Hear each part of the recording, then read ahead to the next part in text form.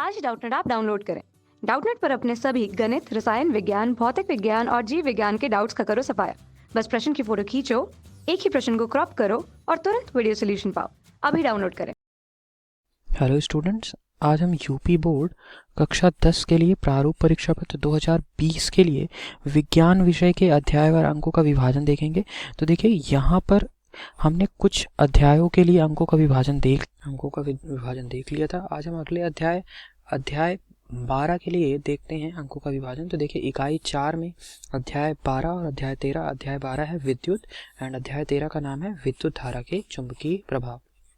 तो देखिए, आज हम बात करेंगे विद्युत के बारे में। विद्युत अध्याय से कौन कौन से क्वेश्चन आ सकते हैं, कितने अंक के प्रश्न आ सकते हैं। तो देखिए, हमने देखा था परीक्षा का पैटर्न क्या होगा। तो इसमें 4 तरीके के प्रश्न आएंगे। बहुविकल्पीय प्रश्न 1 अंक का, लघुत्तरीय प्रश्न 2 अंक का, विस्तृत लघुत्तरीय प्रश्न 4 अंक का, विस्तृत उत्तरीय प्रश्न 7 अंक का। ठीक है। तो देखिए, इस इकाई 4 से आपके कुल मिलाकर 13 अंक के प्रश्न आने हैं। ठीक है, कुल 13 अंक के प्रश्न आएंगे। कुल हमारा 70 अंक के परीक्षा में एग्जाम में आपको 13 अंक का आपको इकाई 4 से आएगा।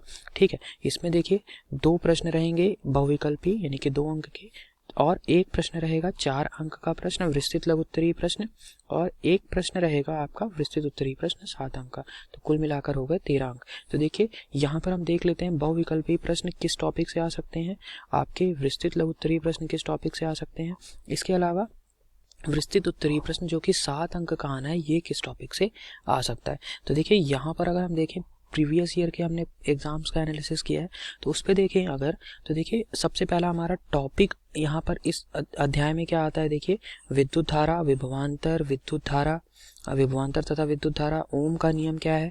तो देखिए, ओम का नियम जो टॉपिक है आपका, इससे 100% क्वेश्चन आना ही है, और 7 अंक का क्वेश्चन ये कई बार रिपीटिशन में आ चुका है कि ओम का नियम लिखिए और इसके सत्यापन के लिए आवश्यक प्रयोग तथा वर्णन कीजिए।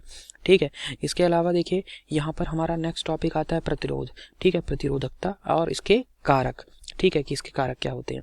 तो देखिए, यहाँ पर प्रतिरोध से आपको एक छोटा क्वेश्चन भी देखने को मिल सकता है, प्रतिरोध और प्रतिरोधकता से, यानी कि 4 अंक का। और इसके अलावा हो सकता है कि 7 अंक का प्रश्न अगर आएगा तो आपको बोल सकता है श्रेणी क्रम या फिर समांतर क्रम में प्रतिरोधों का संयोजन करिए और इसके लिए सूत्र निकालिए। ठीक है। तो ये यानी कि प्रतिरोधों का संयोजन जो है श्रेणी तथा समांतर क्रम में, ये आपका आ सकता है यहाँ पर। देखिए, ये 4 अंक का भी आ सकता है और 7 अंक का। अगर आपको पूरा सूत्र निगमन कराएगा तो 7 अंक का प्रश्न आएगा।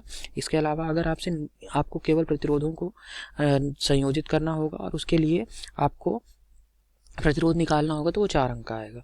ठीक है। इसके अलावा अगर आप देखें कि विस्तृत उत्तरीय प्रश्न में देखें अगर आप, तो देखिए यहाँ पर एक प्रश्न और बन सकता है यहाँ पर, कि आपका प्रश्न जैसे हो सकता है कि एक सेल के लिए विद्युत वाहक बल तथा विभवांतर में अंतर बताइए। ठीक है, कि विभवांतर क्या होता है और विद्युत वाहक बल क्या होता है। ठीक है, ये हो गए विस्तृत उत्तरीय प्रश्न जो कि 7 अंक का आ सकता है।